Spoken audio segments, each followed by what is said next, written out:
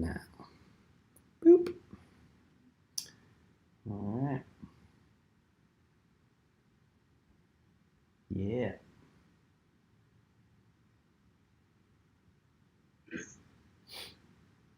There we are. Sweet. We are live. All right. And somehow that worked this time without a hitch. And there we are. Woo! Welcome everyone to this week's episode 7. I can't believe it. Episode 7. Woo! Everybody's clapping on the Zoom. Episode 7 of Talk Hard. Welcome. Hold on a second. The volume over here is too loud on the thing. Cool. So thank you so much for all of our artists for joining us again this week, who you will meet very shortly. And thank you very much to everyone on YouTube for watching us and staying with us for 7 weeks straight. It wasn't too long ago. I remember we gathered and we were talking about how we'd all been in isolation for a month already, and that was a tough week. And here we are in a couple of days. It will have been 2 months. We are 2 days away from the 2-month isolation quarantine situation. I think many of us are nearing the end of our... I actually had hair. I had a full set of hair, full head of hair on day 1, and this is what's left now. I think it's easier if you think of the quarantine as trimesters. Oh, sweet. Oh, that's great. Perfect. Well, let's do that. So we're in the second trimester. Okay. Right. Cool. By July, we can't abort ourselves. Okay. Oh, boy. Now we're getting political. All right. So, yes. So, welcome. Thank you, everyone. Coming to you from downtown DeKalb, Illinois, as always. Tonight, we are representing all across the country. We are representing New York City, Michigan, DeKalb, Buffalo. I know there's a big Buffalo part of our audience out there, and I'm sure they're screaming and cheering on YouTube right now. As well as LA. We'll head out to LA like we usually do as well. Few quick things for those of you who are new and joining us this week. The Outer Loop Theater Experience is a nonprofit theater organization started 10 years ago with a mission to help develop new work of all kinds. We center mostly around theater, but we help develop all new work, young voices, emerging voices in all walks of the arts. And Talk Hard started 5 years ago in New York City when we all used to gather in spaces together and touch each other. Remember that? So that's where not touch each other like that. I mean, you know what I mean. So we started it 5 years ago. It was started as a workshop event for actors, writers, singers, comedians, musicians, poets to workshop, work out any new material in front of an audience. And it took off. We wound up doing 2 events a month, one in Brooklyn and one in Manhattan. It was really a great event for artists to come together and network and try out new material. And we brought it back about 2 months ago because we were all stuck at home alone in isolation, and especially artists. We felt like we didn't have an outlet and we couldn't connect with each other. So we brought it back, and it's been more popular than ever, and that is due entirely to all of our amazing artists that come on each week and share their art with us and their love. And it's really been really fun, heartwarming, filling up the tank every week just when it goes empty. So thank you to everyone who keeps coming back and all the new folks who keep reaching out to get involved too. And we have another nice mix tonight of some regulars and some new folks, and we're really excited about that. Before we get started, I thought I would... Last week I read something because it felt important and appropriate, and I also wanted to read something a little shorter this week. As many of you know, and if you don't know, the Outer Loop is currently involved in our next big project called the Empathy Project, which launches May 30th. It'll launch online.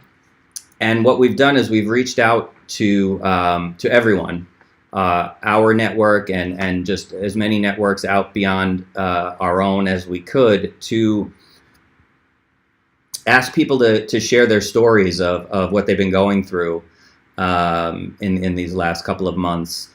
And we've been overwhelmed, literally overwhelmed with the response. We have so many stories that we've heard from so many people, and we're pairing these stories with artists, singers, dancers, movers, visual artists, comedians, and these artists are going to be inspired by these stories and create pieces of art based on these stories, and we're going to curate those all into one evening that's called the Empathy Project Volume 1 that you're going to see online May 30th. So one of the stories that we received that the author will remain anonymous for this evening, but it may appear later in one of our Empathy Project series. I thought it was a nice piece to share with you tonight. My thoughts come in the shower. Don't they know I can't write them down in there? Focus came to me wiping down the shower curtain like this one thing. It's taking all my attention. There was nothing else for a moment. Zen. The need to create has never been greater. To create structure, to create meaning, to create a bridge to others, to create joy, to create hope, to create thoughts of the past that sustain us, to create our reality. Thoughts of time spent with beloved friends and family pop into my head. I can see the peace I was at in my mind. It is vivid.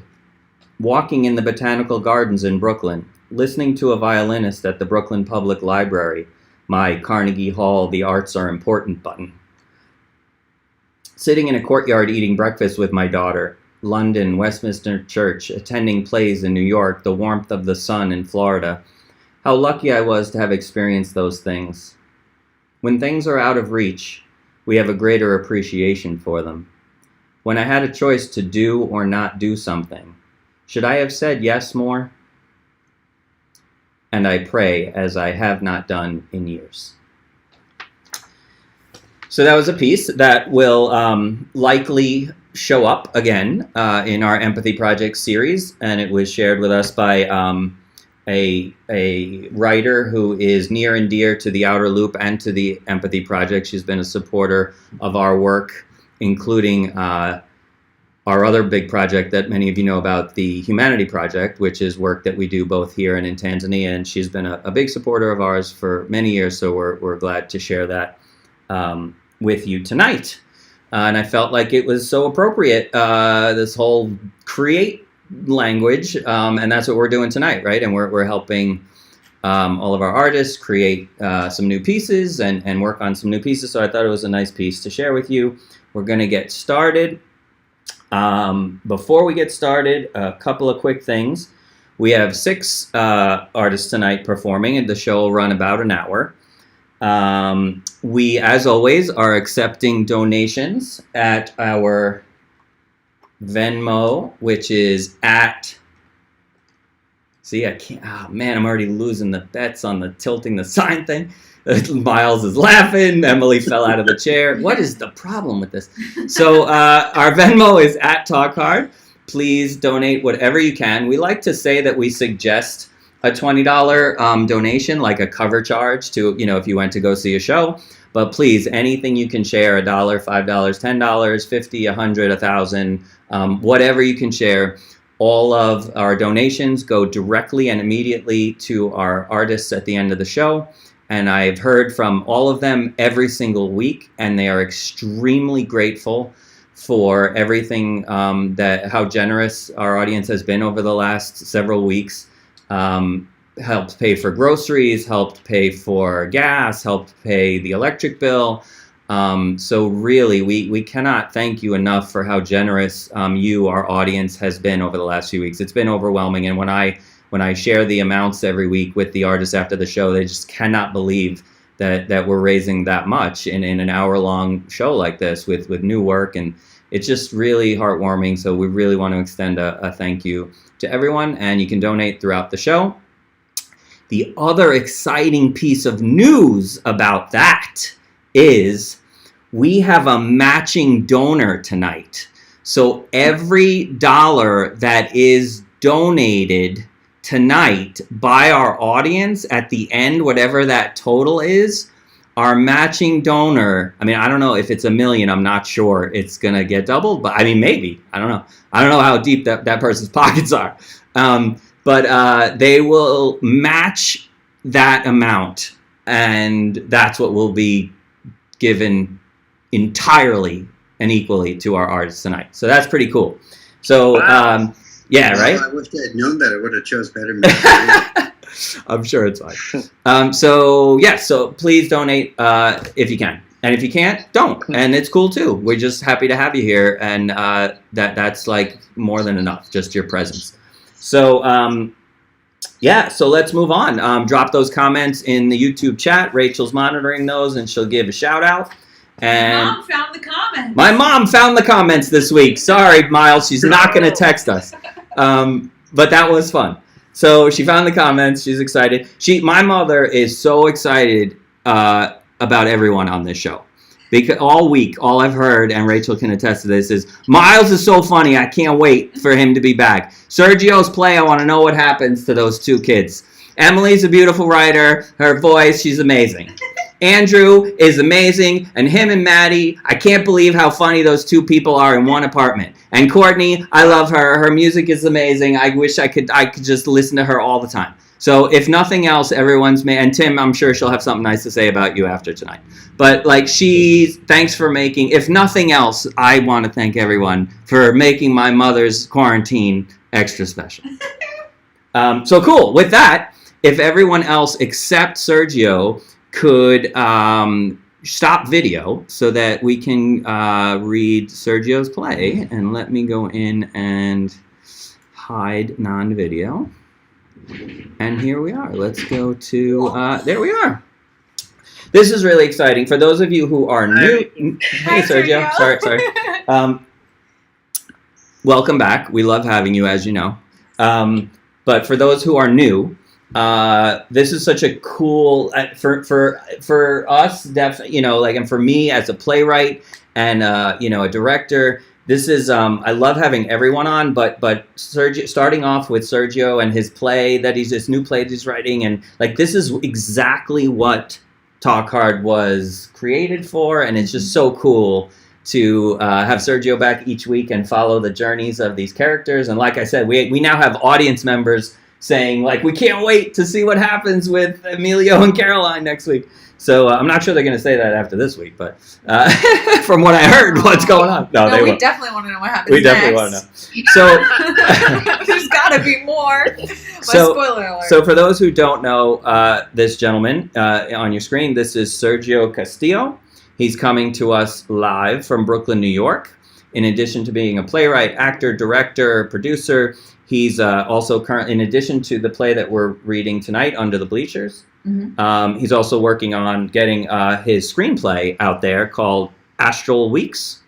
And so anyone working in the film industry watching tonight, let us know. We can connect you with Sergio. Anything Sergio's working on is always worth a look. So definitely excited about the screenplay. So Sergio, did you want to catch, for those who haven't been with us, maybe? Do you want to catch people up? For everyone on YouTube, I guess, who's watching us. Yeah. This is a play I'm writing for a playwriting group that I joined not too long ago. It's called Meet Me Under the Bleachers. And as I said in the previous weeks, if we could all just kind of go back in time to 2002, when I was in high school. This was the period of post 9/11, but pre-Iraq War. So it's like that very intense period of history. I think, and this is about two teenage kids in high school. One's Emilio, one's Caroline. I got the idea of writing a teenage Latino. I don't know where I got that idea from. We'll just kind of take it from there. Okay, cool. Scene 11, Wednesday, lunch, 12:38. Under the bleachers. Caroline is dressed all in black again, but has less makeup on. Emilio sits on the ground with an open textbook in his lap. Caroline paces back and forth with a lit cigarette in hand. Emilio wears jeans and an oversized AC/DC t-shirt. But do you see what I'm saying? Calling him a Nazi is a little much. Okay, maybe not a Nazi, but he's definitely a fascist. What do you mean by that? It's a continuation of the Reagan Revolution. This appeal to the radical, right-wing, Christian, authoritarian extremists. These are the same people who are trying to censor movies and music and video games. They're trying to pull books off the shelves of libraries. These are the fascists of our time. Wasn't Tipper Gore leading that whole thing? I'm not saying the Democrats are any better or much better. I'm saying everything the Republicans are doing now is what they did in Germany in the early 30s. They're laying the foundation for the police state, and there isn't any real opposition to stop them. My dad says it's only a matter of time before there's another war. Like Vietnam. His guess is Iraq. He says every generation has one. Do you think Bush will bring back the draft? If there's another war? Oh, definitely. And minorities and poor whites are always the first to go. You wouldn't go though, right? Hell no, I'm not dying for Dick Cheney's oil interest. Caroline smiles. She walks over to Emilio and kneels in front of him. She grabs his face and kisses him. They smile. She stands back up. I'm getting into all these arguments with my dad lately. He and my mom are like super pro-Bush. That sucks. They have bumper stickers on their cars now and hang the American flag outside of our house. It is so fucking gross. This bullshit patriotism is going to kill all of us. Nationalism is one of the roots of fascism. That's its disguise. Our generation is so fucking lame.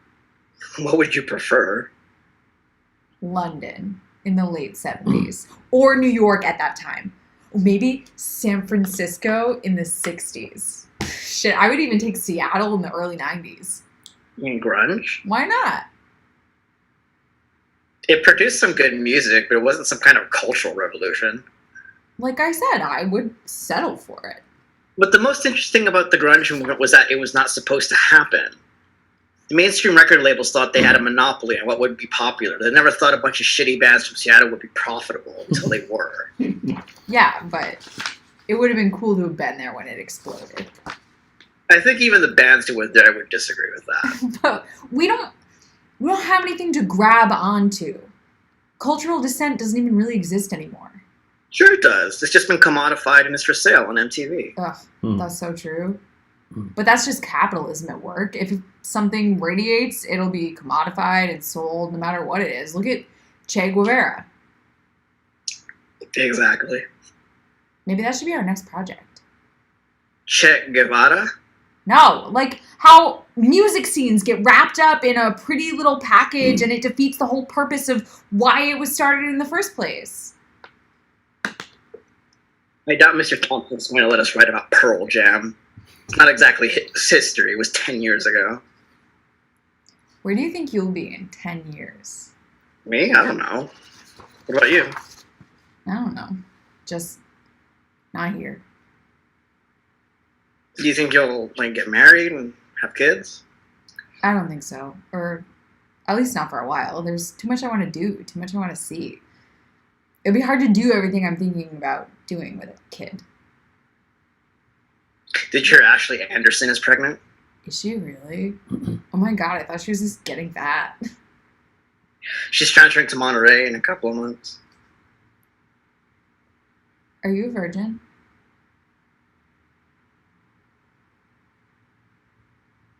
Why? It's okay if you are. I guess. Why are you embarrassed? I don't know. It's a weird question. How far have you gone? Why are you asking me this? I'm curious. Not super far. Have you gotten to second base at least? Not yet. Really? Why not? I just haven't. Are you?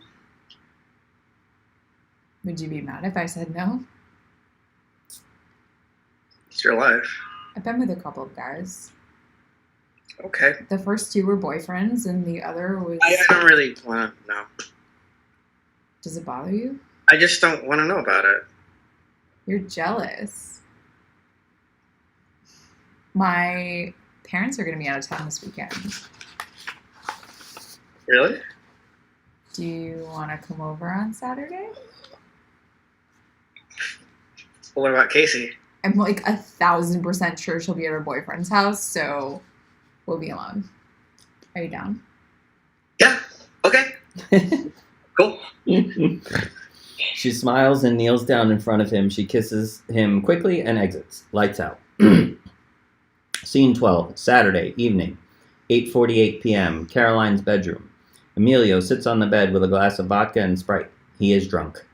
Caroline is looking under her bed. Emilio looks at her strangely. He wears a dark purple dress shirt that actually fits him and dark blue jeans that are not overly baggy. He looks sharp. Caroline wears dark pajama bottoms and a black tank top. Half a Person by the Smiths plays on Caroline's stereo. Did you need help? No, just give me a second. Ah, got it. Caroline crawls back out from under the bed. She has a bottle of vodka in hand. She is also drunk. Do you want some more? Sure.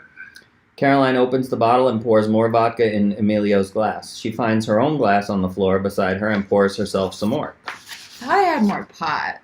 I guess I'm out. Is this okay? Yeah, it's good. It's Russian vodka. Who is this? The Smiths. They're like the one sentimental band from the 80s I like. Them and The Cure. I remember Robert Smith was on South Park. Trey Parker is like a huge Cure fan.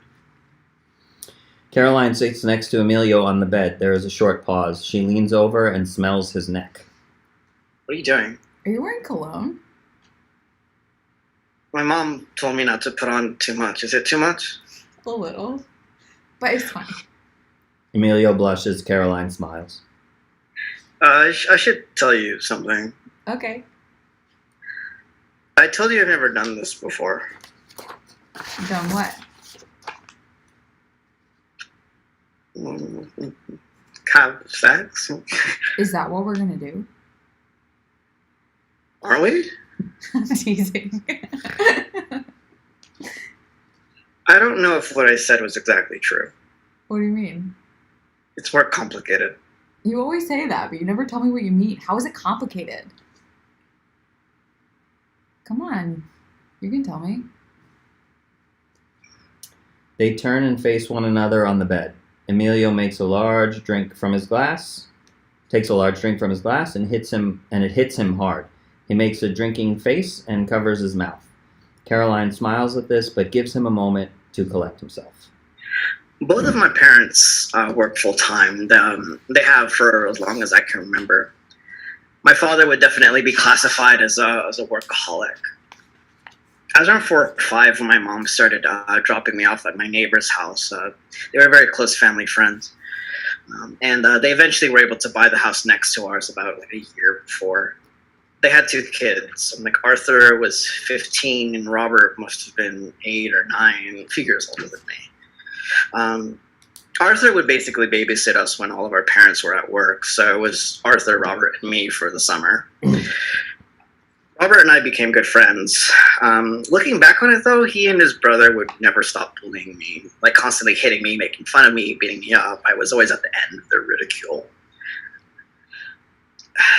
At some point, Arthur, your brother, bought a Freddy Krueger mask, like really ugly and gross.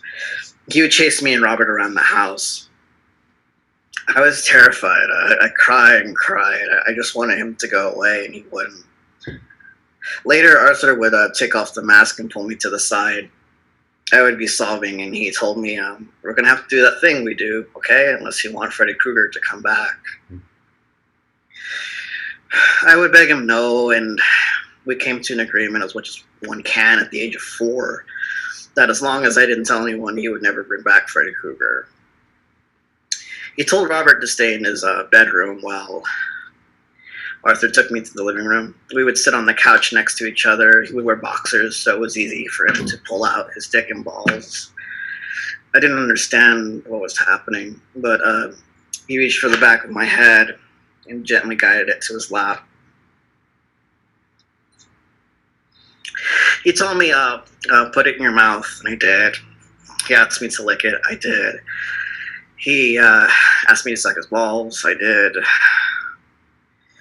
What gets to me though is that like at that time I felt special. Like this older teenager thinks I'm cool, wants to hang out with me. It's like it's hard to explain because it's not that I wanted it to happen, but I wanted to feel special and protected. I was too young to understand. Yeah, it's fucked up because he would like wear the mask as he did it. How long did it go on for? At least the rest of the summer. I want to say longer, but my view of time around that period is pretty, cloudy. I'm not totally sure. How old were you again? I'm 4, nearly 5. So that's what I mean when I say it's complicated. Emilio, that is not sex. That's rape. That's child molestation. Right? Emilio, that is in no way your fault. What happened to him? He's in medical school. Apparently he's doing well for himself. Did you ever tell anyone in your family? He never told anyone. And I've thought about killing him so much. And myself. Like anger will start to consume my whole body, and then all I want to do is take his head and like smash it on the driveway that's made of gravel.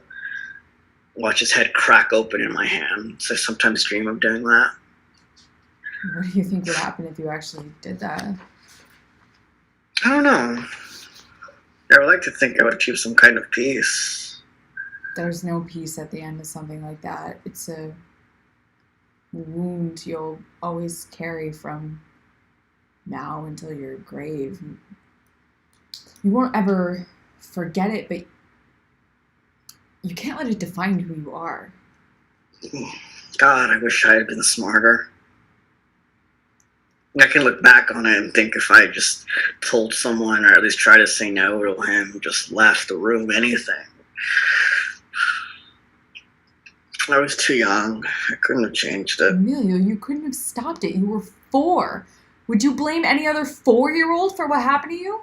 Jesus Christ, no. Then it's only fair that you don't blame yourself. You were wronged. It's not your fault. Emilio begins to cry. Caroline hugs him as he cries into her shoulder. She holds and caresses him. It's okay. It's okay. She kisses him. You're not him. He continues to cry for a moment. We don't have to do anything if you don't want to. Just tell me. Do you want to? Yes, I want to. Are you sure? Emilio kisses her. They kiss passionately. Caroline takes their glasses of vodka and puts them on the floor. They both crawl onto the bed. Caroline lies on top of Emilio. They make out. Suddenly, Caroline breaks away. Get under the covers. They both get under the covers of the bed quickly. Take your clothes off. Okay. They start undressing one another under the covers as they kiss. They start throwing pieces of clothing out of the bed until they are naked. They laugh and giggle, trying to find a comfortable position. Emilio eventually gets on top of her for the missionary position. Do you have a condom? Yeah. Emilio searches under the covers and finds a condom in his jeans. Do you know how to put it on? I think so. It's like the banana thing they were supposed to teach you. Right. Here, let me... She helps him. There you go. There you go.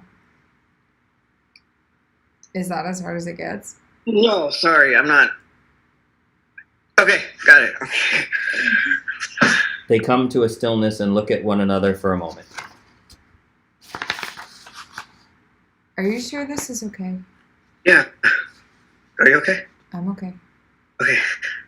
Here, just let me... She reaches under the covers and guides it. There. Oh, wow, okay. Good, okay. You don't have to be gentle. They both smile. Emilio starts thrusting. Caroline moans and wraps her arms around his neck. Emilio grunts as he continues. They have sex at a slow pace. Suddenly, Emilio starts thrusting as hard and fast as he can. Caroline's moans get louder. Emilio comes and groans loudly. The whole thing should last maybe 45 seconds. Emilio is breathing heavily and awkwardly. Emilio gets off of her and lies facing away from her. He shivers and breathes frantically. Oh my god, are you okay? You're scaring me. Emilio starts crying again. She holds him and consoles him. I'm sorry. I'm so sorry. Shh, it's okay. You're okay. I'm here. She kisses him quickly several times. Country roads, take me home to the place I belong. West Virginia, Mountain Mama, take me home. Country roads. I like that song. Do you? It makes me yearn for a home I've never had. They both smile. Caroline continues to kiss him gently as she hums Take Me Home, Country Roads by John Denver. Nice, man. Nice, Sergio. Really nice. Really nice. Wow. Yeah. Really, really nice writing. Yeah. Cool. Yeah, everybody come back. Yeah, Come on back. Yeah, really, really nice, man. Really nice. Such touching. And there is more. So Yeah. I hope there's more. Let's not end it there.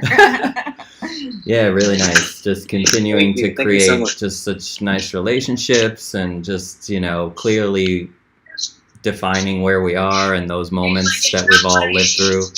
Yeah, Yeah. I can see these people. Yeah, really nice, man. Really nice. Cool. Thank you. And I failed to introduce the guest star there before we started that everyone hopefully knows, Rachel Yoder, co-artistic director of The Outer Loop, who has been reading each week. But for those who are new to us, that was Rachel Yoder helping us out to read Sergio's play. So thank you very much, Sergio. And before we move on to our next artist. Not mine. Be funny. What's that? Yeah, I was about to say, Jesus Christ. Quite the job I got, Mal. That was awesome and terrifying. Okay. I thought you really wanted that. Thanks, dude. Thanks, dude. Wanted that. Oh, shout out Didn't know to what to Mo. do. That Cool. was so beautiful. So beautiful. Shout out to Mo watching Yeah. on YouTube. Shout Mo out to from Barbara. shout out to Barbara from Buffalo watching. I see some donations rolling in already. Thank you so much, everyone who's donating. A reminder that tonight we have a matching donor. So all donations tonight will be matched at the end and given to our artists to help them through this difficult time. So our Venmo is @TalkHard. Can donate there. So we're going to now introduce a gentleman who many of you know, a Talk Hard regular, Miles Potter, who's coming into us from Muskegon. I hope I got that right. Muskegon, Michigan. Yep, Muskegon, yep. Yeah, did I get it right? What? Yeah, you're saying it funny. Oh, I'm saying it funny. Do that. Apparently, I'm saying it funny. Muskegon. So many of you know Miles from Talk Hard because he's a Talk Hard legend. But what I think would be super interesting and super exciting before. So welcome to the show, Miles. Welcome back. Thank you so much. Thank you for the welcome. Before Miles shares his brilliance with us tonight, I thought it would be super exciting to share a clip from, for those of you who don't know, 2 weeks ago, we debuted the first spin-off of Talk Hard called Laugh Hard, an all-female identifying comedy show on Monday nights. And what's exciting about the gentleman that you're looking at on your screen right now is that this coming Tuesday, created, directed, starring in the second spin-off, Talk Hard spin-off called News Hard is coming at you. A lot of excitement about News Hard, I got to tell you, especially in my house. But what I think would be exciting for everyone right now is maybe we could show a clip, a little preview of what people can expect from News Hard. Would that be all right? Yeah, that would be great. All right, cool. Cool. Do you want to say anything about it before we see this clip? I don't think so. I'm still in Sergio's piece. So it's hard to transition. So maybe this will help. I think this might be definitely a funny buffer going between the two. All right, cool. So let me see if I can make this happen here. So here's a clip from the upcoming world premiere of News Hard. All right. making sure people can see it first. Just give me 1 second. I think they can, but just making sure. Yeah, here we go. This is Miles Potter's new show, Newshard. Good evening, and welcome to Newshard. Welcome to Newshard. Newshard. Welcome to Newshard. Newshard. Newshard. Welcome to Newshard. Newshard. Newshard. Newshard. Welcome to Newshard.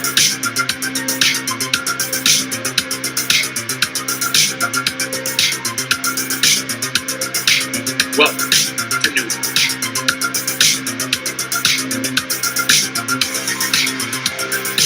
Welcome to Newshard. And you get back in the car.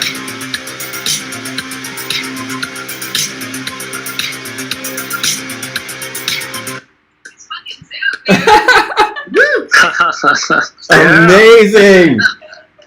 Cannot wait! Can't wait. Talking to the shrub, man. That's great. Yeah. Thank you. Cool. It's all yours, Miles. Sure, thank you. I feel like I want to now. As I was watching that, I want to preface it so much more. But I early in the quarantine, I had the mini crisis of like trying to cut my own hair, and it was horrible. So I just buzzed it, and then now I'm self-conscious. As you can see, every week I wear this stupid fucking hat. So that's now you see what's under the hat, and we can stop talking about it. Well, it wasn't. Last week I went for 13 minutes, so I'm starting a timer today, so I don't talk for too long because none of us want that, me especially. Well, team, it wasn't part of the plan, but here we are again. I'm exhausted. I'm so tired. I feel like I'm kind of glad we showed that first because now we can I've spent like the past probably 4 or 5 days just pouring a bunch of my energy into that show. Like I made that clip today. I have another couple things filmed that'll be fun to watch. I know Michael and Rachel have seen at least one clip that's stupid. So I think it'll be a lot of fun. Yeah. March 19th, May 19th, Yeah. not March. So we're all waiting for it. Let's talk about the hot tub. Now the plan was for today to be done in the hot tub. That was the plan. And I wanted so hard to do it. I wanted so hard. But it's rainy outside, and the logistics of it would just be hard. And you know what? I kind of want you guys to want it. I just want to keep it in front of you just so you can think about it. It's like, oh, dude, what would that even be like? So that's still out there in the future. It'll happen, but I won't be able to watch it. I'll be in it. I'm just imagining what that would be like. And we got to make it happen. Yeah. I think it'd be so good. So in the future, sometime. Segue. I don't think I'm ready to be a parent yet. Not based on the last thing, but for dozens of reasons. But the one I thought of for today is because I still think that children's art sucks. So, like the room I'm in right now, this is my mom's craft room. She's upstairs. The lag's a little behind, so she's going to hear this in about 30 seconds. We're in my mom's craft room, and she has like art that like my sister and I have made, and it's bad. Like, okay, back here, this one, you can see, yeah, right, that little one. Here's what's happening in that one. There's me in a full Superman outfit. There's no wind, but the cape is going hard left. I'm under a swing set that is floating in a sandbox, And you know how kids will like put the sun in the corner and then the blue on top, just like sun, sky. Got it. I was ahead of the game. I knew that the whole thing should be the sky. Mm-hmm. So I colored the whole thing blue with the swing set also being blue, so you have less of an idea what's going on. It also seems like me, little Superman. I knew I was a child, so I drew me smaller. And next to me is standing what looks like could only be Bob Marley. And I'm 99% sure I didn't know who Bob Marley was when I was that child, so I have no idea who that is. Other art in here is over here to that little one. That's half done. They put a half done piece of art of mine on the wall. I just foresee myself as that type of dad where someone gives me, someone being my child, not someone, my child gives me, a drawing they did, and I'm just like, here's some notes. Let's get back. Let's hit this again, and then it's fridge worthy. This one here, we were supposed to draw stuff. We were supposed to hold a stuffed animal in our hands and use the other hand to draw our hand and a stuffed animal. I don't do well with tedium. So the texture of this animal has like bumps. It's a great texture. I'm a tactile person, so I love the stuffed animal, did not want to draw it though.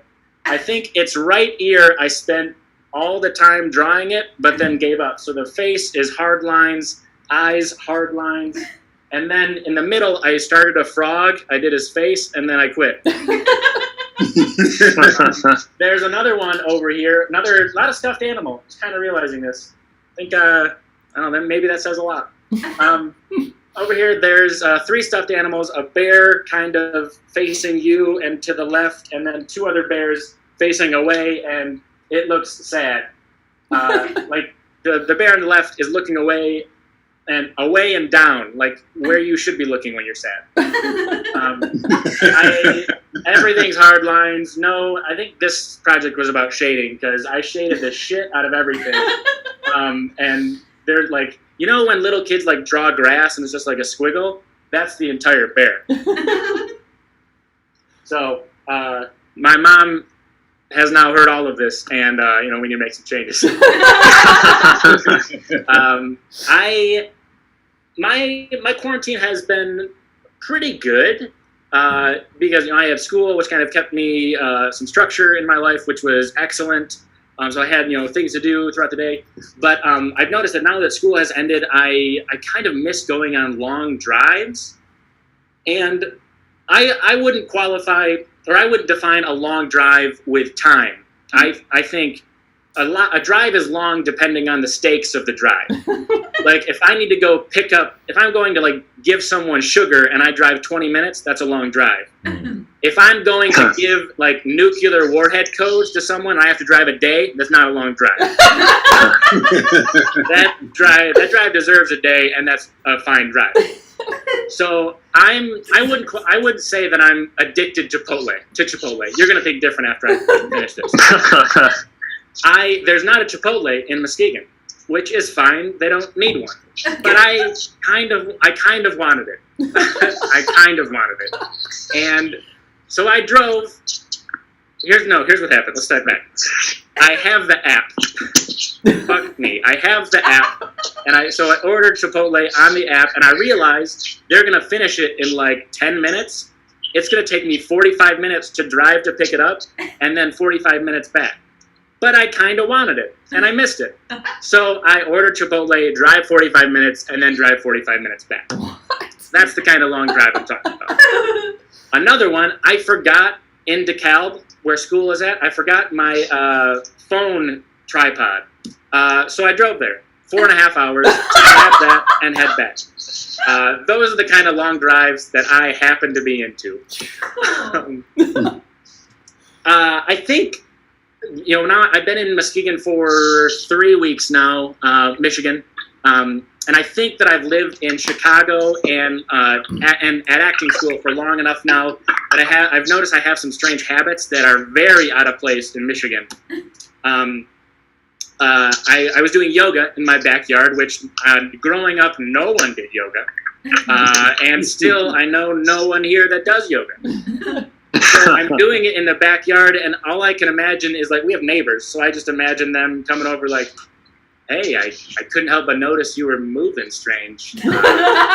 Is everything okay? And they're lonely, so they want to talk to anybody, so I'm over here doing anything, and they need to ask me about it. I never had a Whole Foods. I never knew about Whole Foods until I was, like, 28. So they don't have them. I'll show you a map of Michigan someday. They have 3 Whole Foods in all of Michigan, Lower Peninsula. That's all the research I did. They have one in East Lansing, which is 2 hours from me. They have 2 in Detroit, which is on the other side of the state. So I never knew about it. Now I come back home like, well, I want to get healthier things. I'm going to go to Whole Foods, search it, nothing. So I found this Nature's Market in Holland, which is 40 minutes away. So I get my groceries 40 minutes away now. That's my drive. And it's like a mini Whole Foods. It's beautiful. I get to go there. I get to talk with the people that I'm used to talking to. It's wonderful. Another habit is wearing this stupid fucking hat.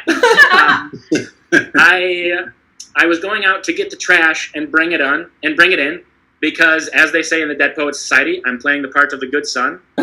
And so I'm wearing this hat, my freaking computer glasses, this crew neck, sweatpants, my whole grad school outfit, and then slippers, which are not normal for grad school, but I love them. So I'm wearing that, and I go down the driveway to grab the garbage, and I look to the left in a driveway, and there's 2 dudes sitting in like lounge chairs, and 1 dude in his car. They're just drinking beers in his driveway, which is normal for here. But I'm wearing this, to them, ridiculous outfit. So one guy immediately waves. I wave back. I have my AirPods in, so I'm like, I'm not going to engage. I see the other guy. One of the other 2 guys wants to know who he waves at. He turns around. He's like this, and he goes. He like leans in. He goes, "What? What is that walking?" So now, and I kind of felt proud walking down the driveway. Like, people are gonna lean in now when they see me, just wondering, what is that? But that's all for me. Thank you so much, guys. Oh, Miles, amazing, killing it as always. Thank you. That was awesome, Miles. So, again, we know everyone loves Miles because the YouTube was just blowing up. I know, what was the Diane comment? Rachel's mother's comment she wants was... a hot tub for her birthday. She's just putting that out. She's putting it out in the universe that she wants a hot tub. They're perfect. They're amazing. They're like frappuccinos. They're perfect. I was going to say, I thought we were promised a hot tub performance. You will get it. You will get it. I promise. I wanted to do it so bad. I will. Don't be a tub tease. That's funny, man. That's my whole personality. Oh, that was an accent. Cool. So thank you, Miles. Thank you, Michael. Thank you. So a bunch more donations rolling in. So thank you very much to everyone for donating. Coming to you now from Hoth, obviously. It's cold here. Just a reminder, our Venmo is @TalkHard. All donations tonight go right to our artists right after the show to help our artists who have all lost work due to the pandemic. So thank you so much for those donating. I saw a few donations go flying by on the phone just now. Thank you very much. I see a comment from Mo Villanueva, who goes way back to New York. Great job, Miles. A lot of Miles love on the YouTube. Love Sergio is great. Love Sergio. A lot of Sergio love on those. I see Sergio's name like 100 times. A lot of love for Sergio. So we're gonna keep it going now to shoot back over to Astoria, Queens, New York, to another Talk Hard legend, Talk Hard regular, favorite of the YouTube machine, Andrew Chavone, who from Talk Hard. And Andrew also has a podcast called Panic Attacking, which I must find immediately since I have anxiety issues. And that's great. Yeah.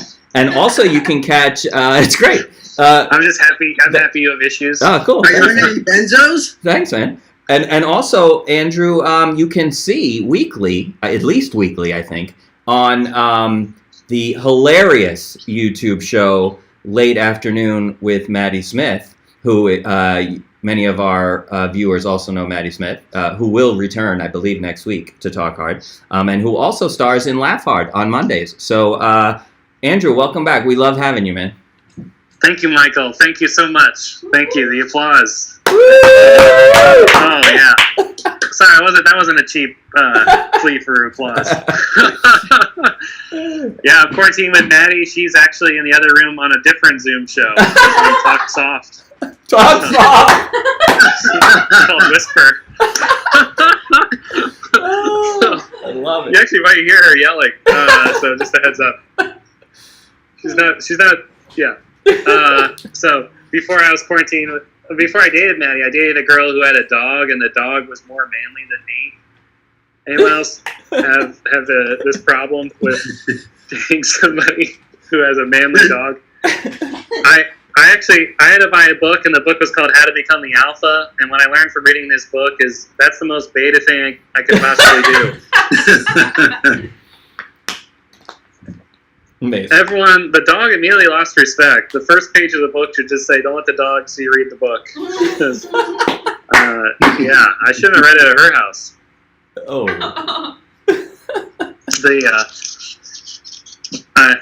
The first page of the book says you have to keep the dog off all furniture because the highest place will make a dog feel the most dominant. But I look up from reading the book and I see the dog's on top of the couch, which is the highest place in the house, and he's looking right down at me. And my first thought is, oh my God, he read this book too. I'm doomed. Did you like the puppetry?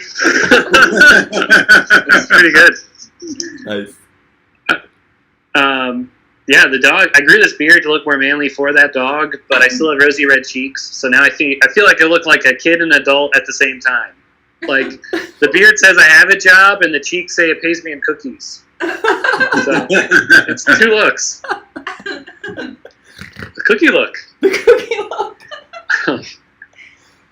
So yeah, I'm quarantined in Queens, and I'm from Virginia, so I still drive a pickup truck up here, and I was worried that when people find out I have a pickup truck, they would ask me to help them move. But all that's happened is when people see that I have a truck parked on the street, people in New York just throw garbage in the back of it. Every day I wake up and there's a new banana peel or can. Oh. And I think that's why there's no country singers here, because they like to sing about their trucks, and no one's going to sing about how they have a dumpster on wheels. So, I think country music I've been trying to get into, and this is my impression of a country music singer. You ready? Yeah. The country music singer is like, what word rhymes with beer? That's it, because that's every song I ever listened to. Beer this, beer that. He throws a beer, he eats one. They have issues. Yeah.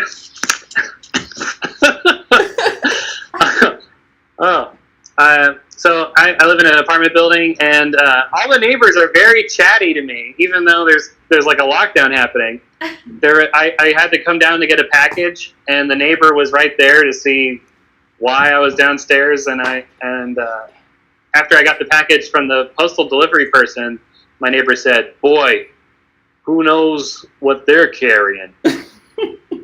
I was like, "It's probably packages." What are you talking about? Also, you're unemployed. So, all right. Can you guys hear me okay? Yes. Is it the audio or the jokes? They're great jokes. Okay. What? I'm using these headphones. I use Maddie's computer, but she's on that TalkSoft. Talk So I had to improvise with my phone. I feel like I'm doing a vlog. Okay. This is how well we're doing. We share a computer. Do not live in New York, everybody. I see the last comic had a nice house with paintings, you know. I found this in a hotel. That's the only decoration I have. Okay. So before quarantine, I went on. I went out with my friend, and then he brought his girlfriend, and they just fought the whole time at dinner. Have you guys ever been the third wheel of a couple that hates each other? It was brutal. And in the middle of dinner, like she says to him, "When are you finally gonna get a real job?" Ooh. And I was sitting next to him, and I felt like his lawyer. I leaned over, and I was like, "You don't have to answer that question."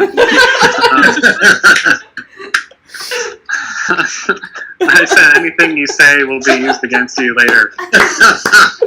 So, and then she went to the bathroom, and I got to ask him, I'm like, what do you see in this girl? And he said, "Oh, I appreciate her honesty." I was like, "Honestly, I think she hates you." So, that's the only thing that's honest here. So, last comic was talking about Whole Foods. They have them in New York, but everyone that works there is very stuck up. Like, I used a coupon, and the cashier gave me a dirty look, so I said, "Oh, with the coupon, it's more like half off foods." And she didn't think it was funny either.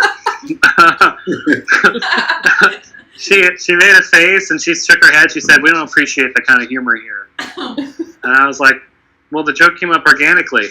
So, it's pretty on brand. That's a good way to get a coupon canceled. Because that's what happened. Yeah, I have a lot of anxiety when I get compliments. Like if somebody compliments my clothes, I can't just say thanks. I have to give a fact about my clothes. Like, for no reason. Does anyone else say just give a fact about their clothes? And the more comfortable I am, the more obscure the fact I give. So this beautiful woman on the street said, "Hey, I love your shirt." And I said back, "Oh, thanks. It's tumble dry only." Oh God. She was like, "Why'd you tell me that?" And I'm like, I don't know. I'm in therapy. She said, "Why'd you tell me that?" I'm like, I'm in therapy about that too. Usually that's part of a longer set where I talk about going to a therapist, so maybe I should have did that part.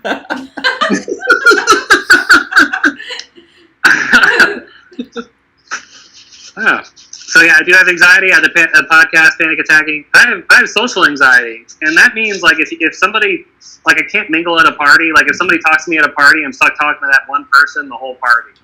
Like, after an hour, I'm like, "Well, what do you do for a living?" And he's like, I'm the bouncer."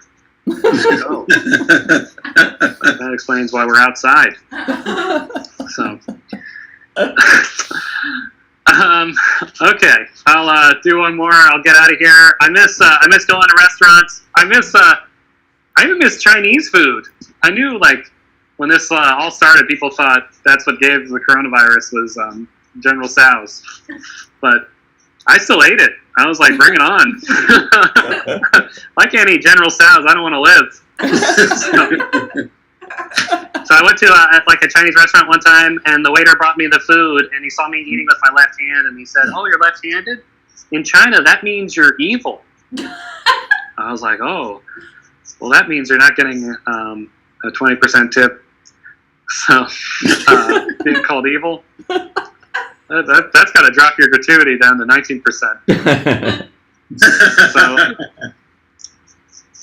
So then he drops it later so I finished the meal, he drops the check, and he says, "Oh, just so you know, there's no left-handed people in China," which I found out was a true fact, but the way he said it made it sound like he killed all the left-handed people. It made it sound like he was the Chinese left-handed killer. I was actually afraid to look at the check because I just thought it would say, "You're next." Oh no. All right, well, thank you for having me, everybody. Thank you.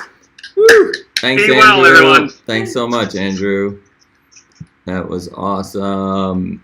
Andrew Chavon, everyone. You can catch him on his podcast, Panic Attacking, and on Late Afternoon with Maddie Smith, who is currently on a show opposite ours called Clearly Talk Soft, which I really Yes. appreciate that It's joke, not as Andrew. good, really. This is Clearly the best can't. one on YouTube. I appreciate that joke a lot, Andrew. That was awesome. A lot of love for on YouTube. Still for Sergio. People want to read your play, Sergio. A lot of love for Miles. Miles' mother thanking him for taking the garbage out on YouTube. So thanks to Miles for taking the garbage out. Infinite love for Andrew on the YouTube. And that is shared by me as well. We love having you on, Andrew. As you can see, everyone, I'm coming to you from Hoff. There's a tauntaun over my left shoulder there. They do smell as bad. I know Emily's giving me the thumbs up for the pointing.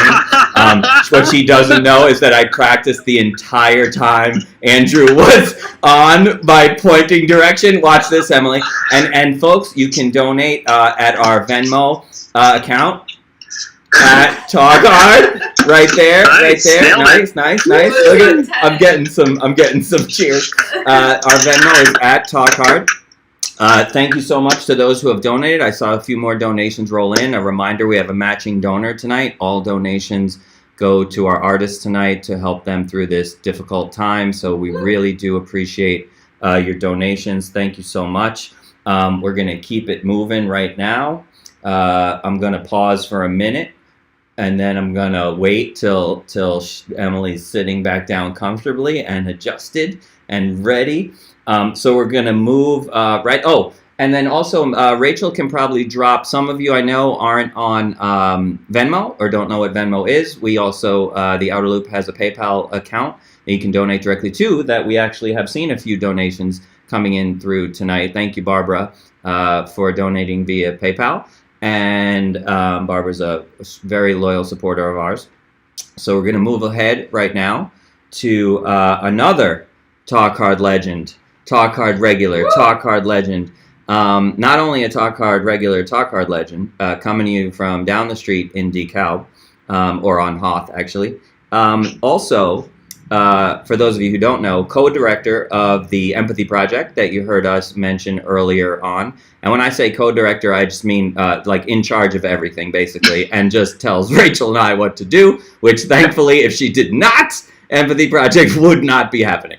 True story. True facts. Anyone who is ever looking to hire the most efficient, organized, positive, funny, smart, amazing person to work with on a project, this next amazing human, Emily Vitrano, is the person you want to hire. Correct. And also another thing that Emily's doing before we introduce her is she is joining me as a co-host for our premiere, the first episode of our Empathy radio show this Sunday night at 8 o'clock Eastern, 7 Central, coming to you live via Facebook. We're going to go crazy and switch over to Facebook Live. We're going to try anyway. We'll see how that goes. For our first episode of Empathy Radio, which I think you'll all find really interesting, and it helps lead up to our Ultimate Empathy Project on May 30th. So I would like to introduce right now the amazing Emily Vitrano. Welcome, Emily. Thank you, guys. Oh my gosh, I'm going to use you as a reference. Oh, absolutely. Anytime. Have them call you. Okay. So tonight we have a special edition. I will be reading a story by the incomparable R.W. Schneider, which I am very honored to read. R.W. is a dear person in my life. So the piece is called Vision of Stone. An actor playwright in ancient Greece has an idea for a play that came to him in a dream. The play will feature his family in leading roles. The main character quests after the fabulous beast, Catoblepus, although he's warned not to. At the conclusion of the play, the hero succeeds in summoning a Catoblepus, but at the sight of this legendary monster, he's turned to stone. The playwright is convinced that the enactment of his vision will cause the lead actor to die, but he's determined to produce the play anyway. He's convinced It will be the culminating triumph of his career. He'll play the lead role himself. During rehearsals, his wife and children ask him how the play ends. He refuses to tell them, saying only, "The ending will be effective. I promise." He kisses them, but will say nothing more. Meanwhile, debate rages at the temple where the playwright has gone to seek confidential guidance. The senior priests are adamant no one can survive the sight of a Catoblepas. Yet there's no way to summon a Catoblepas without actually seeing one. At least in one's mind's eye, something that's equally fatal. The legend doesn't make any allowances for play acting. To see the beast, even in the imagination, is to die. The junior priests aren't quite so sure. The actor might merely be turned to plaster, not to stone. All the priests beg the playwright to change his story, but he doesn't see how. The story concerns a man who absolutely wants to see a Catoblepas. The senior priests say that he's covertly suicidal, which is wicked. The junior priests accuse him of putting his play above the demands of the polis, which is egotistical. He replies that he's an artist. The muse entrusted the vision to him because he alone could bring it off. To decline the gift of the muses would be to invite some other disaster. They ask him to think of his family. He says he'd like to find a way out, but he feels the ultimate safety of his family depends on remaining true to his vision. Besides, he says, it's a good story. Don't you think it's a good story? His friend, who also works in theater, points out the obvious parallel between the hero's compulsion to see the Catoblepas and his own compulsion to produce it and act in the fatal play. The playwright defends himself. It's true that my play is close to home, but I don't think that makes it less of a play.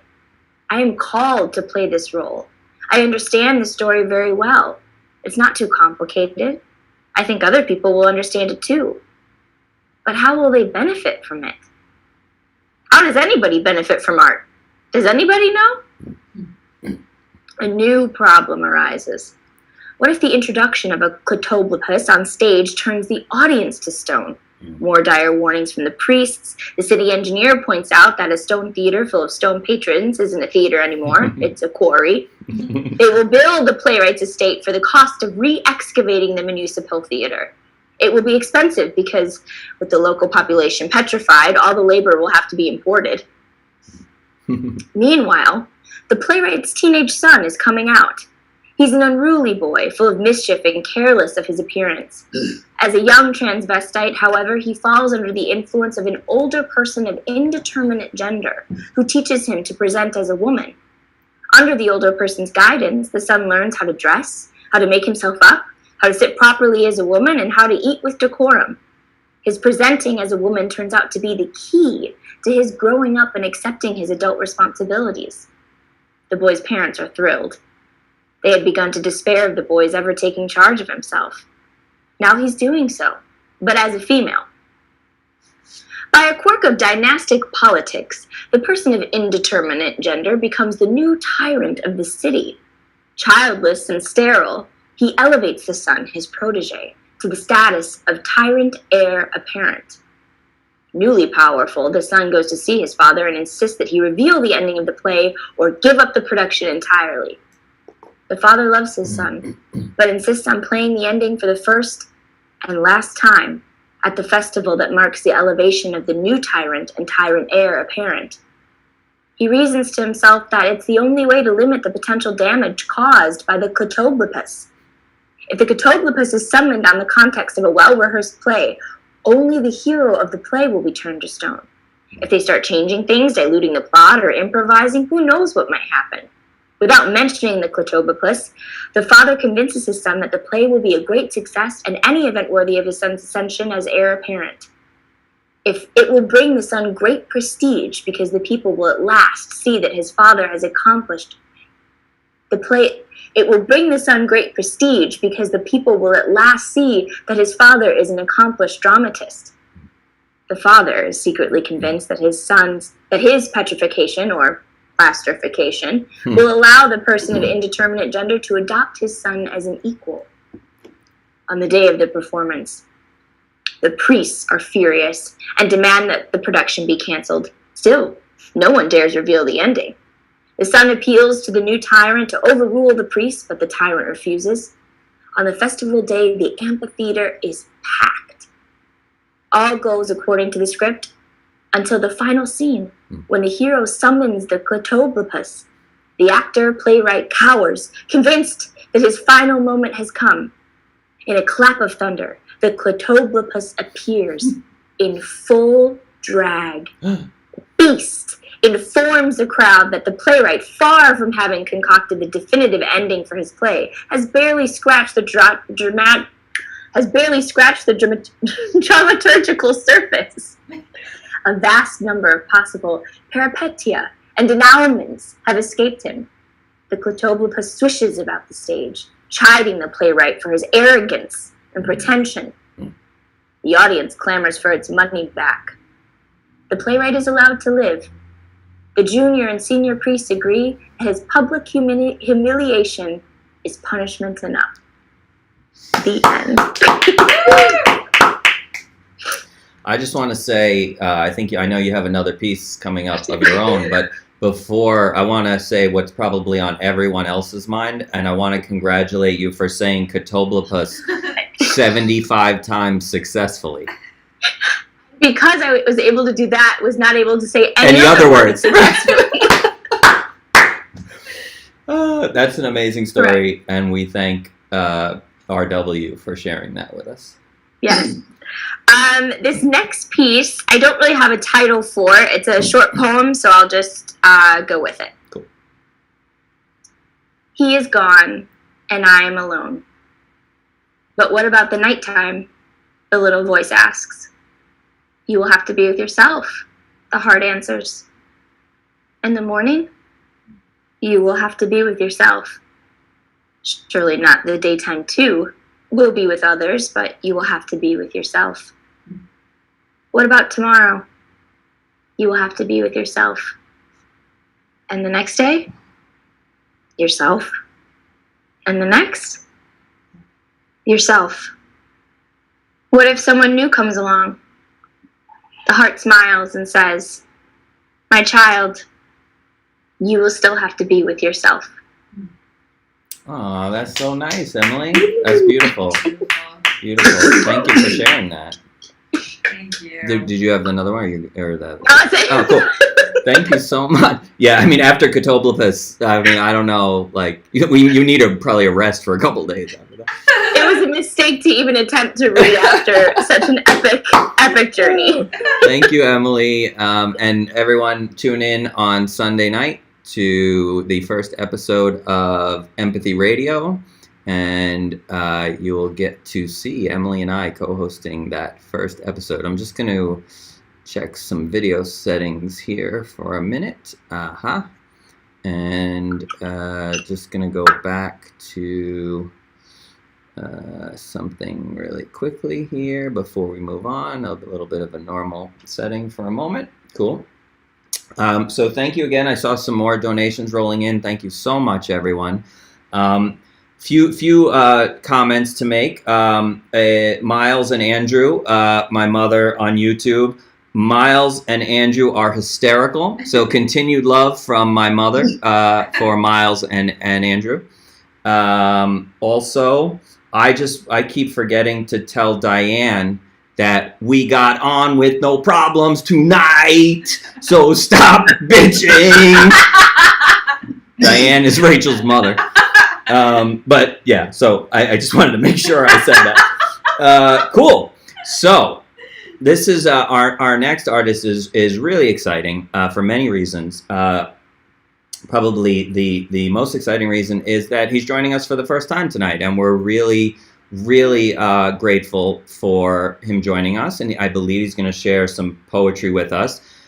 His name is Tim Joyce. He's coming to us from Buffalo, New York. I know the whole YouTube is cheering right now because we have a lot of Buffalonians. He's wearing his Sabres jersey that he's going to show you in a moment. He's showing me right now. Tim is a writer and a stand-up comic, and just a really good guy. We just met, but he's just such a really nice guy. Gives off such a cool vibe, and we're really excited to have him with us. So I'm going to introduce him right now and put him right up front. And this is Tim Joyce, everyone. Welcome, Tim. Hi, hey everybody! It's so wonderful. It's so great to be performing with so many people so much younger than me. Just be nice in the years long after I'm dead when you talk about this night.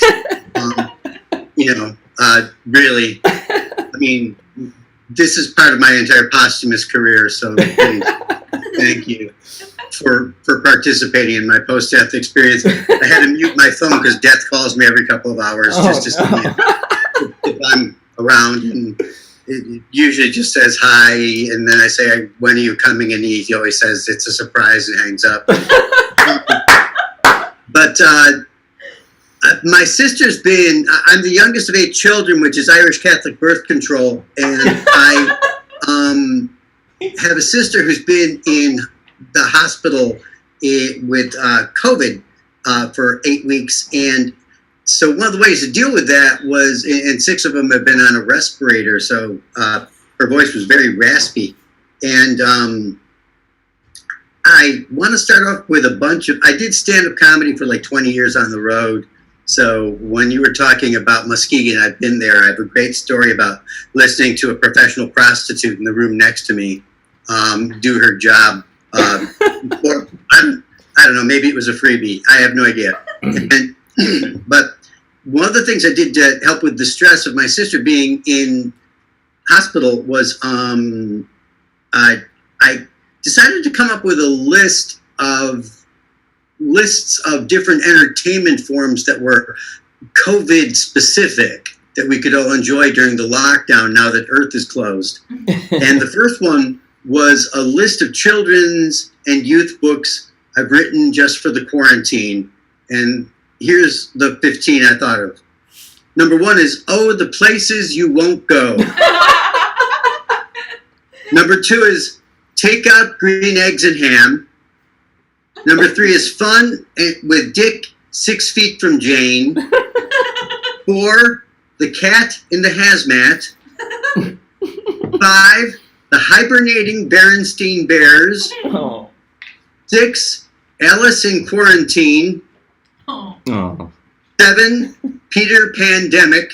That's a good one. 8, Cinder Purella. Oof. 9, Wash Your Hansel or Regrettal. Oh, that's the winner. 10, Where the Microscopic Wild Things Are. 11, Are You There, God? This Is Everybody. 12, The Little Engine That Could Last Month. Oh, man. 13, Do Not Pat the Bunny. Oof. 14, The Fumigated House at Pooh Corner. And 15, Snow White and the 7 Months. Oh. And then I decided, here's some books for adult readers. I'm Okay, Stay Away. 2, Carone Ovid's Metamorphoses. 3, 6 Feet East of Eden. 4, The Girl with the Pearl Face Mask. Oof. 5, The 5 People You'll Meet Before You Thought You Would Be in Heaven. 6, A Tree Is the Only Thing That Grows in Brooklyn. Oh, man. 7, Stay in Your Bleak House. 8, The Toilet Paper Chase. 9, The Unbearable Lightness of Being Quarantined. 10, A Brief History of Killing Time. 11, Harry Potter and the Order of the Surgeon General. 12, Jane, Airborne Virus. Oof. 13, Gulliver's Postponed Travels. 14, A Portrait of the Artist with His Washed Hands. 15, Stay Off the Road. Oof. You want to keep with these because I have some serious poems, but I have a few more of these. Yeah, man. As a theater professional, I know a lot of you are theater majors. I was too, and I taught in the theater department. It is the key to success. Don't study computers or business. The real money's in theater. Here are some great plays based on the coronavirus. 1, Oh Corona. 2, Ma Rainey's Black Lung. Oof. 3, Makeshift ICU on the 23rd floor. 4, Tony and Quarantina's Wedding. Oof. 5, the classic Corona Olanus. Ooh, that's a good one. 7, Death of Yet Another Salesman. Oh. 8, Where'd the Phantom of the Opera find that mask? 6, number 9 is 6 Feet of Separation. Mm. 10, Nice. Our Town is Empty. Oh. 11, The Pirates of Pandemic. 12, The School for Scandal is closed. Mm. 13, How I Learned to Drive but Stay Home Anyway. 14, The Curse of the Online Class. Oof. 15, 312th Night. Wow. 16, A Funny Thing Happened. Stay away from the forum.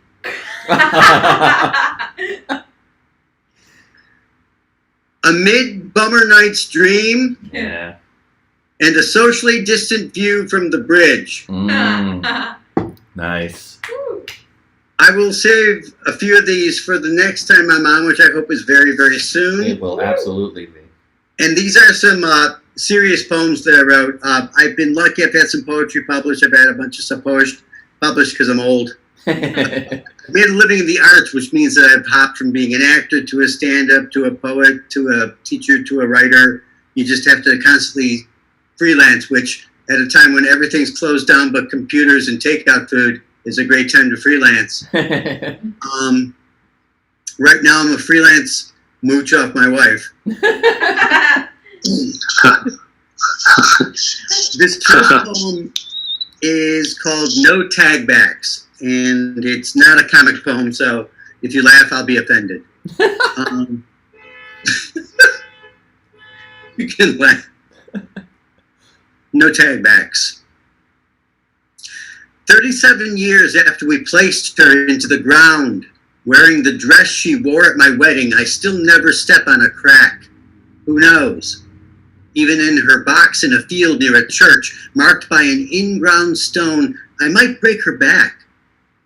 I couldn't live with the post-mortem guilt. She suffered enough from my foolish ways. While she lived, she suffered and smiled and filled the stove, then the table with always too much to eat. It was her prescription for all ills. You aren't eating enough. I probably don't eat enough, as crazy as that is at 59 to say I'm underweight with eating disorder, cheating, and tension in my gut. At least bulimia has the lie of control to lean back against with false trust. Her daughter lies with life in balance in a Florida bed that the plague won't let me visit. A sister who was one of the other mothers I was blessed with. 2 sisters who took on the burden of me. Probably one baby too many. And I say that despite the anger she'd have. And but they are stuck in the reality of maybe her death, and fuck it. I'm almost 60 and it's time to speak my truth regardless of consequence. I'm one too many, and maybe this time the dice don't roll how I hope, and maybe they do. Take it, Frank. That's life. Or maybe I step on a crack this time. I cannot generate hope or laugh at fear. I can accept things, accepting things. The great gift of real maturity, the booby prize of undeniable truth. She lays in a bed and I can do nothing but hope, pray, fear, laugh, remember, apologize, and wait. Avoid the sidewalk fractures if you can. They may actually mean something, or maybe I'm just getting superstitious with age. Mm-hmm. Nice. Nice. This next one is called Singularity. And so it all began with an explosion too big to be outside of. A whistle of raw energy that starts arguments among those of prayer and those of science. There's no explaining that makes the non-believer shake non-belief. No limit to the smugness that flies when the empirical is thrown into the talk to make faith seem idiotic. Yet somehow it all began, somehow, whether in a burst of particles or singular thought. There are lines in the sky through which the inability of light to pass prove they exist. And even cosmologists say of these things that they live, that a planet travels, that a star dies. The intermixing in a sentence from Aquinas to Newton fits all too easily. The universe may not be anthropomorphic, but its describers sure are. So we believe not what we want to, but what we can. The ordered chaos of complication or the compassionate accidents so often forged from what seems random are as real as anything else the mind imagines. The riddles get funny until someone's God or PhD are made fun of, and we change the talk to the passing of gravy and the latest fortune of the hockey team. It all happened in a burst, so fast, so ancient, so try not to be surprised by new ideas. The sudden expansion of doubt or faith. We really are tiny echoes of time, and even time may not be above disproof. In that amazing initial burst, the only question I ask is, isn't the sky so lovely? Then wonder how long it took for that first burst to cool enough to let compassion and love form, real and dualistic like the waves and particles on the screens of our hearts, always moving and built of the fire we hold to, even after its first touch teaches us pain. And here's my final piece of the evening. I run. I've been running for 16 years, and the joke goes, of course, I haven't gotten anywhere yet. This is called Yet Another Poem About Running and Deer. Some days depression owns a soul. Unmagical life, just tasks, dishes done, cats and dogs, fed, bed made, and enjoy the weeping while it all gets accomplished. C'est la vie, which, as we all know, is French for fuck you. So on went the running shoes. The afternoon was becoming sun-broken clouds, small fairy glimmer on edges of sky gaps, took the turn by the Buffalo River. The new park saved by angels from the county told one as he cleared heavy industry trash 3 years ago that this was indeed the work of saints. And so it pays off now, the flowing water full of fish, easy to catch, but still perhaps a decade from safe eating. Although there are those whose budgets run that thin, and I've seen them, who do indeed place them upon chests of ice for what may be the one large meal of a poor family's day. The thought demands thanks for the lower middle class abundance I tasted among my huge cluster of siblings, and now so many deer just walking the ridges, tracing wet banks that a man could lose a shoe unto. Yes, it's late October. The sun is running away, getting ready to hide in December. And indeed, the leaves admonished me to stop worrying and thinking of loss, of solutions, of wishing for those who've decided that loving me is too much work, to see that I'm human and that I'm a being, and that they and I are so conveniently demonized now. You see, the running makes the mind travel from good to bad to, if you are lucky, no thoughts at all. Yes, no thoughts, because these trees, red and yellow deciduous ornaments in the sky's silver rings revealing blue confetti breaks, made me yell into the woods and wetland muck, look at the beauty, you fucking fool! And at the precise moment, after being trailed by a buck for half a mile, I took a turn through the brown tall grass. I was lost from a trail a second, but thank God for being lost sometimes, because they burst up from that pressed and dried vegetation, 6 of them, like a god fountain jumping from my creation feet, all white tails and prancing deer escape hooves from just a sad man looking for reasons to face days of pain. They came to me, a spray of gorgeous, a reminder. Look at the water, the sun, and the deer. Cry if you must, but wipe the tears away in time always, to see the spirit of love that makes even the air delicious. Thank you. Wow. Wow, thanks so much, Tim. I want to share, there's a lot of love for you on YouTube, a lot of comments, but the one I want to share with you, out of all of them, the reason I want to share it with you is because we absolutely agree with this person's comment. This looks like someone who's probably watches every week. Tim is a great addition to Talk Hard. So I think we absolutely agree. We'd love to have you back anytime. Thank you so much for joining us tonight. Thank you. Awesome. Wow, what an opportunity. Oh man, so cool. Really, really cool. Thanks, Tim. Thank you. Thank you. Amazing. Cool. So that was Tim Joyce out of Buffalo. A lot of love on YouTube for Tim. A lot of love for Emily on RW's piece, but also on your own poem, Emily. A lot of love for your own poem there. So I wanted to make sure to pass that along. And for coming up on our final artist of the evening, I want to apologize to her in advance for running really long. She was probably ready to go 30 minutes ago when she usually comes on, and we're running a little behind. And I'm really, that's my fault entirely, Courtney. I'm really sorry. I just cannot be shut up. But thank you so much to everyone. I saw some more donations come in. Thank you so much to everyone who's donating on PayPal and on Venmo. Thank you, thank you, thank you. Our artists are extremely grateful. I know they are. They tell me every single week after we're done. So thank you so much. And without further ado, as we do weekly here on Talk Hard, we close with a Talk Hard favorite, a Michael Herman favorite, a Rachel Yoder favorite, a Diane Yoder favorite, an Emily favorite, a Miles favorite, an Andrew favorite, an everyone favorite. Because as I do say every week, and I do mean it, which is why I keep repeating it, I find myself on Wednesdays having a really hard time. And I'm not just saying this because I say it every week. I mean it. Like, I have a very hard time by Wednesdays. We're stuck. This is 2 months. We're stuck inside.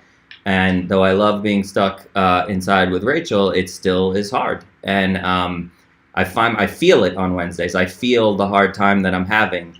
And knowing that we're going to not only be doing Talk Hard on Thursdays, and I'm going to get to see all of your beautiful faces of the artists, new and old, that come with us, I know that we're going to finish off with Courtney, and I know that she's going to once again fill our hearts up for the week, and we're gonna get through it. So without further ado, you know her, you love her like we do, Courtney Lavender of X's and Arrows from Los Angeles. Oh, I like the new little screen thing there. Nice.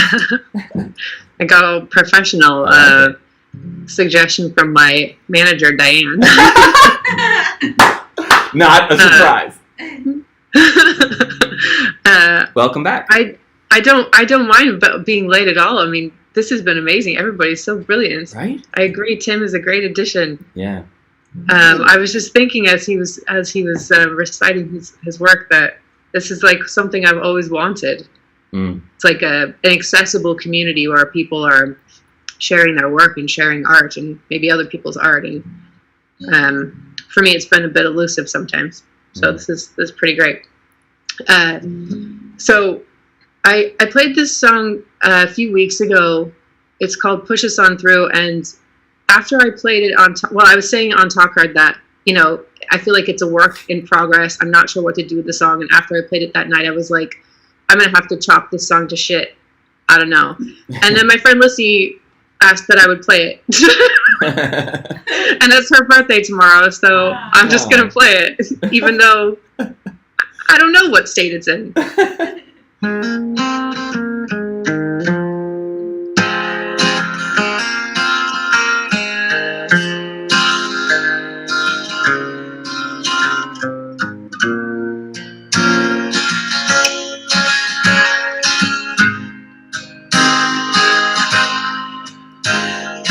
We'll survive the waves to find waves upon the other side. Are we to find some peace inside? Waves upon the other side.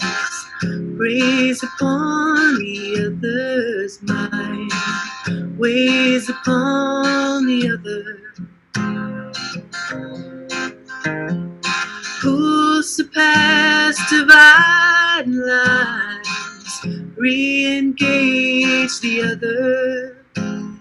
Are we to last in an endless tide that preys upon the other's pride, grasping to discover what drives us up from under?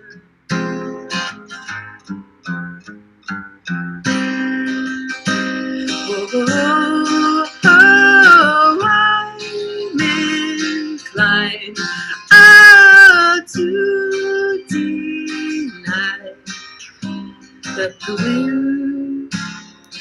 wind will push us on through.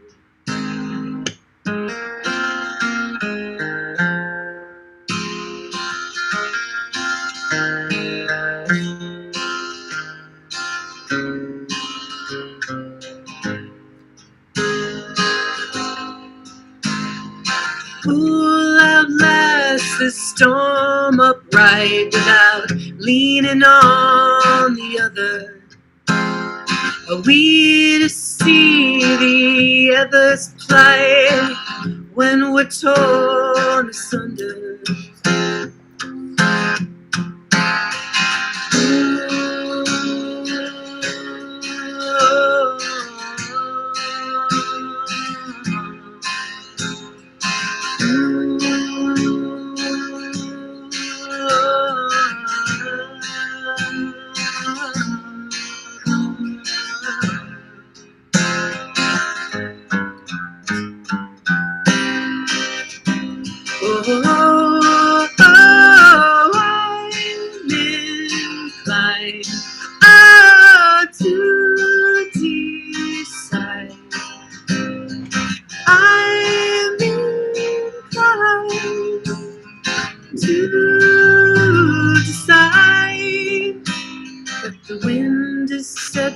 And true, and will one day push us on through.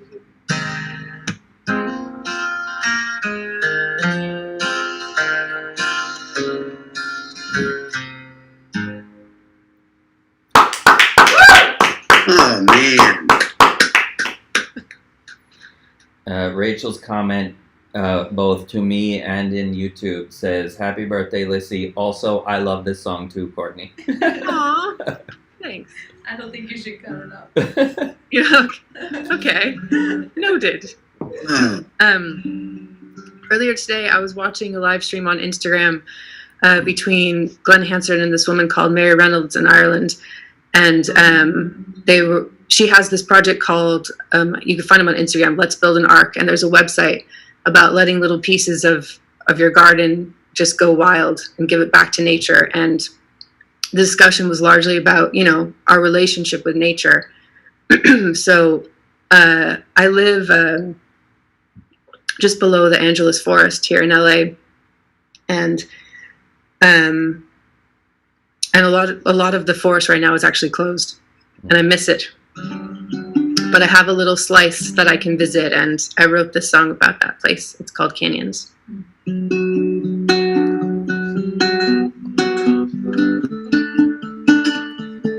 you hear the uke? Yeah. Can you hear it? Yeah. yep.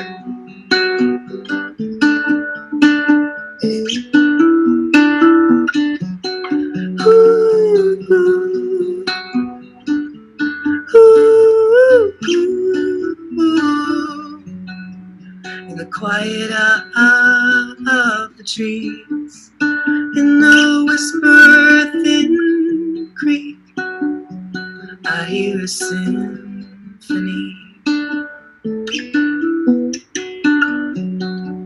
Here death feeds into life, and the slowness of time, and all its mystery.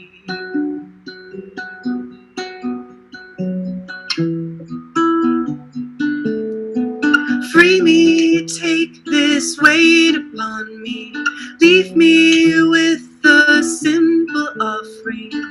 Let my heart be I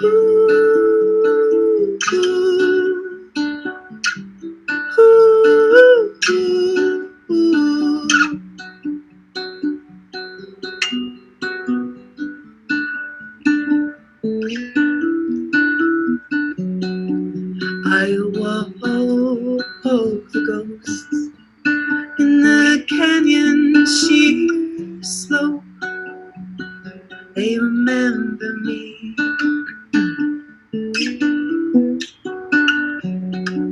They carved my face in stone, so I recall my home and all our history.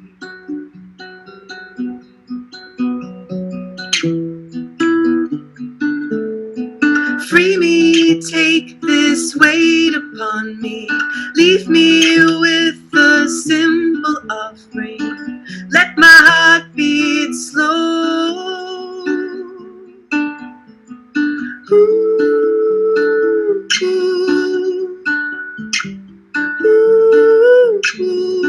ooh, ooh,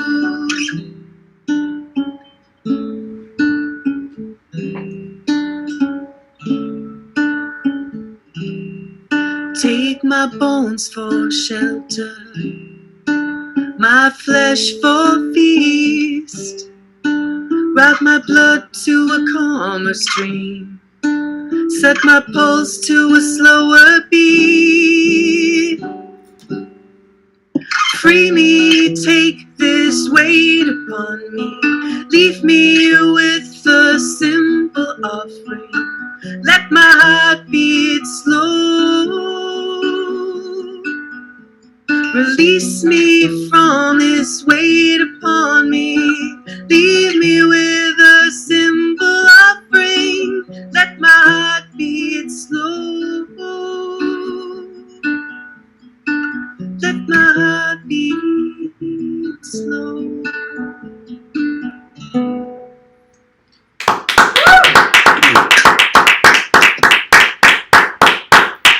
That was beautiful, Courtney. Thank you so much.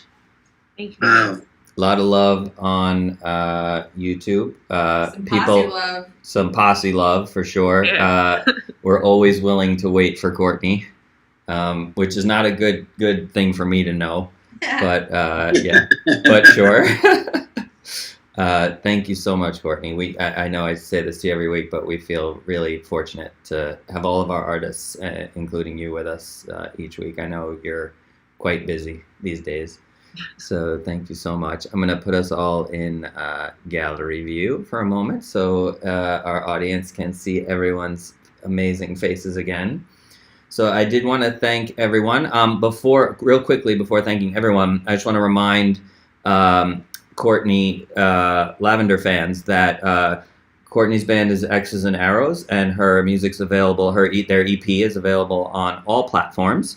And it seems like every time I go on Facebook or Instagram, no matter what day of the week, Courtney's on a show, doing a show. But I know one in particular is happening Sunday at 2 p.m. Pacific time on Facebook and Instagram. And all you have to do is search X's and Arrows on either Facebook or Instagram on Sunday, 2 o'clock Pacific time, to catch more Courtney. I know we'll be there, as we usually are, fighting with Diane Yoder in the comments, trying to beat her at whatever game is happening at that moment.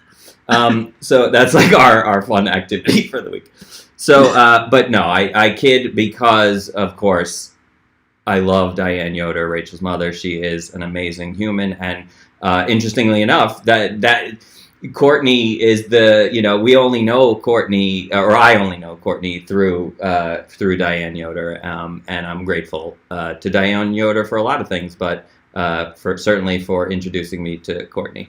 I probably should say also for having Rachel, but that's where I should say that, right? That's right. That's all right. Okay, that's all right.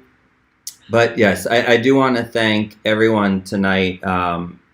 Sergio, Tim, Courtney, Emily, Miles, Andrew, thank you so much. I know I say this every week, but it's true. I feel full again after we do this. I feel like my mouth does this instead of like this the rest of the week. and I really do like the laughs, the artistry, the writing, the love, the just everything. It's like keeps me going, man. It's like life, right? It's life. It totally is. So thank you for sharing your gifts with us. Thanks to everyone for donating tonight. We'll leave it open as we usually do for another few minutes after we end, and then we'll make sure to pull that all up and divide it right out in the next few minutes to get it out to our artists. So thank you to everyone who watched and who donated. It looks like we had probably our biggest crowd yet on YouTube, which is probably thanks to Courtney's posse. So just something really cool. Talk Hard is clearly getting hugely popular because next Thursday's show's lineup is already booked, solid. So we're now, if there are any artists out there who want to get involved and want to, partake in the ways that you saw some of our artists or all of our artists partake tonight, you want to try something out, we're now booking the May 28th show and the whatever show is after that, the June 4th show. So please get in touch. We're happy to, and then oftentimes, just get in touch anyway, because sometimes people drop out at the last minute because they have life things and we can plug someone in. Reminder, so Talk Hard Thursdays. This coming Sunday starts Empathy Radio with your co-hosts, me and Emily Vetrano. That should be interesting. And Mondays, Laugh Hard, where you can see Talk Hard regular and Andrew Chavone girlfriend, Maddie Smith, as well. That's a good credit. It is a good credit, as well as a few other previous Talk Hard regulars. Sarah Garner, I know, Maggie Lally, that you've seen on Talk Hard, will be there as well. And big news, Tuesday, the thing everyone is waiting for in this house that I live in, is News Hard with Miles Potter. Like, don't miss this. Like, miss everything else, but don't miss News Hard on Tuesday. Don't do it. So yeah, look for that. We'll be promoting that throughout the weekend. And then, we'll keep an eye out on all Outer Loop channels for the Empathy Project, which is a really big project that seems to be just growing infinitely every day. We're having a hard time keeping up with it ourselves. But I think it's going to be a really special project, a project for our times right now, a project that's going to mean a lot and is going to extend on for a few months, if not longer. And that's going to be happening May 30th, but more information will be released this Saturday, the 16th. And I'll just close out by saying thank you so much, everyone. We love you all. Stay safe, stay well, and we'll see you soon. And happy birthday, Lissy. Happy birthday, Lissy. Hi, Michael. Thank you. Thanks, everyone. Take care. We'll see you soon. Bye-bye. Bye.